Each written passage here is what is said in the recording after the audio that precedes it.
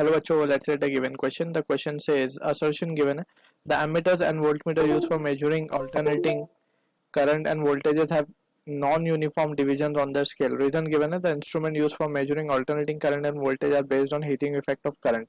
So option 1 assertion is true, reason is true, reason is the correct explanation for assertion. Option 2 assertion is true, reason is true, reason is not correct explanation for assertion. Option 3 assertion is true, reason is false. Option 4 assertion is false, reason is true. So to understand this question, we need to understand about the concept of hot wire meter. So अगर हम let's suppose working will be the same, हम बात करते हैं let's say hot wire ammeter की हम बात कर लेते हैं. So this is the wire, let's say. होता क्या actually that we will try to understand. This is the wire and इस wire में this wire is tied with a silk thread which is connected to a spring on the other end and यहाँ पे एक we can say एक slider होता है जिससे connected होता है हमारा पॉइंटर एंड ये पॉइंटर होता है एक स्केल पे. अब ये जो स्केल की जो रीडिंग होती है it is not uniform, divisions जो है दिस आर नॉट यूनिफॉर्म. तो इसकी पहले हम वर्किंग समझते हैं and then we will try to analyse के क्यों यूनिफॉर्म नहीं होता है. ठीक है, अब यहाँ पे वी नीड टू अंडरस्टैंड कि किस तरीके से काम करता है. तो यहाँ पे वी कैन सी जब वायर में से करंट फ्लो होता है तो ये वायर जो है हीट होगा और हीट होने के बाद ये वायर कॉन्ट्रैक्ट होता है. जब ये वायर कॉन्ट्रैक्ट होता है तो कॉन्ट्रैक्ट होने के कारण ये थोड़ा सा नीचे की तरफ बैंड हो जाएगा क्योंकि दोनों फिक्स एंड से फिक्स होता है यहाँ से. ठीक है ना, तो ये बैंड करेगा. अब ये बैंड करने के बाद क्या होगा, इसके बैंडिंग की वजह से पुल जो स्लाइडर है हमारा ये नीचे की तरफ जाएगा. अब ये जब नीचे की तरफ जाएगा तो पॉइंटर हमारा आगे की तरफ मूव करेगा. कुछ इस तरीके का सेटअप होता है that we need to be clear with.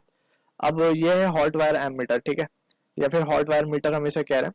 तो यहाँ पे वी कैन सी क्लियरली के पॉइंटर और उसी तरीके से we will be getting the readings.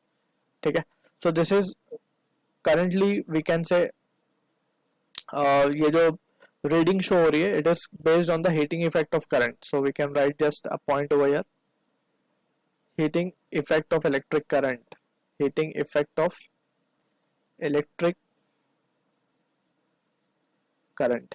और जब ये वायर में से करंट पास होना स्टॉप हो जाएगा तो करंट वायर कूल डाउन होगा. कूल डाउन होने के वजह से स्प्रिंग से वायर कनेक्टेड है तो it will go back to its original shape. ठीक है, सो इस तरीके से काम करता है. तो यहाँ पे वी कैन सी कि हीटिंग इफेक्ट ऑफ करंट की अगर हम बात करें सो H जो है that is the heat produced in the wire is equals to I square into RT. So from here we can say heat is directly proportional to I square. So यहाँ पे क्योंकि हम देख सकते हैं heat is not linearly proportional, not linear variation. So इस वजह से क्या होता है ना, ये जो वायर का एक्सपेंशन है, ठीक है ना, इट इज नॉट लीनियर. और वायर के एक्सपेंशन के लीनियर ना होने की वजह से जो रीडिंग शो करता है it is also not we can say division जो हमने यहाँ पे, इसीलिए इसमें डिविजन्स भी अलग अलग तरीके से शो किए हुए हैं. ठीक है, it is not uniform, non uniform division है क्योंकि वायर का जो एक्सपेंशन है it is also non uniform. ठीक है, तो अब हम देख लेते हैं हमारा assertion. Ammeter and voltmeter used for measuring alternating have non uniform scale. So that is perfectly true. ठीक है ना, नॉन यूनिफॉर्म होता है.